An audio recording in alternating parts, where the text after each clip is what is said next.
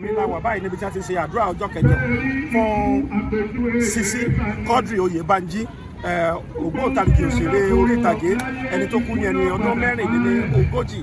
ọ̀pọ̀lọpọ̀ àwọn eléré orí ìtàgé jàǹkànjàǹkàn ni wọ́n péjú tí wọ́n pèsè síbí àwọn lẹ́ẹ̀kan nínú ìlú wọ́n wà níbí láti ṣe àdúrà ọjọ́ kẹjọ fún Sisi Quadri. mi ni mo rómú bọ̀ làwọn àti gbogbo èèyàn mọ̀ sí sẹ́límọ́ ní là ń ṣe fidal prayer ẹ̀gbọ́n wa ọ̀rẹ́ wa bàbá wa ọ̀gá wa Sisi Quadri. Wọ́n ní ká sọ̀rọ̀ nípa Sisi Quadri. Àfẹn tó bá fẹ́ parọ́ ló kù pé Sisi Quadri ò dáa. Àfẹn tó bá fẹ́ ṣe àbòsí nídìí iṣẹ́ wa ẹ̀ ló máa sọ pé Sisi Quadri ò dáa. Sisi Quadri dáa gan. Wàláì súnmọ́ bí láì Sisi Quadri dáa gan. Torí ó jẹ́ nìkan tó máa ń dúró tíyàn. A lè fẹ́ ṣe production láyé, especially èmi o, oníkálukú kọ́ ìhà àkọ́kán sára wọn ni o, but especially èmi Sisi Quadri ó help me a lot.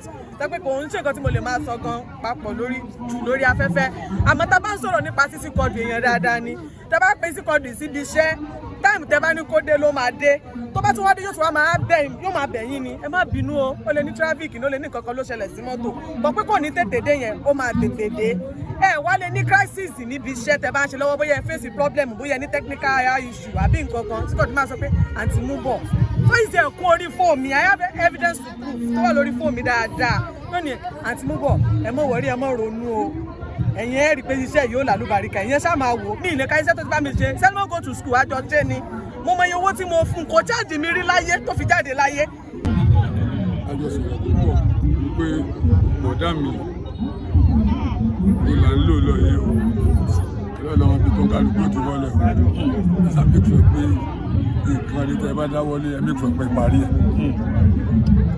My name is Abdulkadir Adekunle Yoga, aka Kabest. Okay. Some call me Aloni. All right, sir. Thank you very much, sir. Yes, you are one of the artists that actually came to for the 8th day fidal for Sisi Quadri. I just want to tell us one of the fun moments you have with him. Just one of it. He was a good brother, so to say. A colleague I can call a blood brother. Sisi Quadri jẹ́ nìkan tó ní ìwà ìrẹ̀lẹ̀, ó lápọ̀nlé.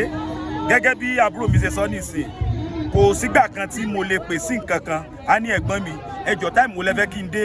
Tó bá dẹ̀ ti dé ní ọmọ sàn ẹ̀gbọ́n mi kí lẹ fẹ́ jẹ ẹ jẹ́ wọn lọ bá yín ra kíní wá ẹ wò ẹ mọ̀ sinmi o. Kò wù wá kí Sisi Quadri kúrò láàrin wa ṣùgbọ́n àwa fẹ́ lóòótọ́ Ọlọ́run rẹ̀ fẹ́